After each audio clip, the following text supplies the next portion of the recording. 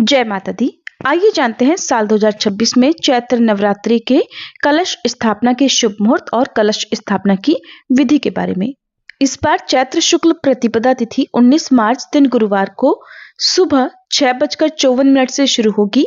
प्रतिपदा तिथि की समाप्ति 20 मार्च दिन शुक्रवार को सुबह 4:52 पर होगी।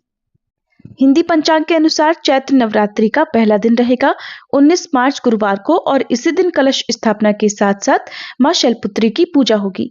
कलश स्थापना आप सुबह 6:54 से लेकर 7:43 के बीच में कर सकते हैं।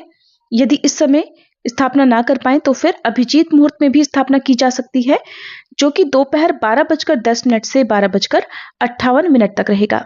ध्यान रखिएगा, गुरुवार के दिन सुबह ब्रह्म मुहूर्त से लेकर 6:53 तक अमावस्या तिथि भी रहने वाली है, तो अमावस्या तिथि में कलश की स्थापना करने से बचना चाहिए। कलश के ऊपर जो नारियल स्थापित किया जाता है वो जटा वाला नारियल होना चाहिए, जिसे आप खड़ा करके नहीं बल्कि लिटा कर ही रखें, क्योंकि जब खड़ा करके नारियल रखा जाता है तो ऐसा माना जाता है कि उससे रोग और शत्रुओं में वृद्धि होती है। पहले दिन कलश स्थापना के साथ साथ मां शैलपुत्री की पूजा की जाती है और श्री दुर्गा सप्तशती का पाठ किया जाता है, जिसमें श्री दुर्गा सप्तशती पाठ के क्रम में पहले दिन श्री दुर्गा कवच, अर्गला कीलक स्तोत्र और फिर श्री दुर्गा सप्तशती का पहला अध्याय पढ़ा जाता है।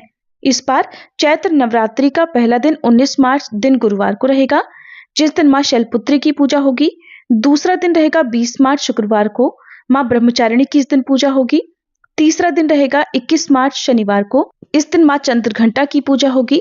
चौथा दिन रहेगा 22 मार्च रविवार, इस दिन मां कूष्मांडा की पूजा की जाएगी।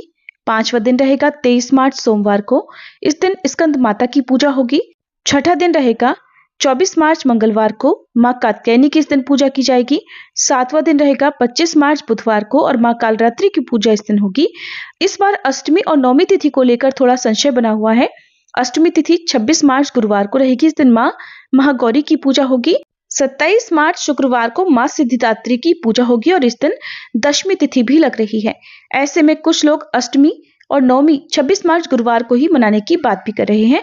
आप किस दिन अष्टमी की पूजा करेंगे कमेंट बॉक्स में जरूर बताइएगा।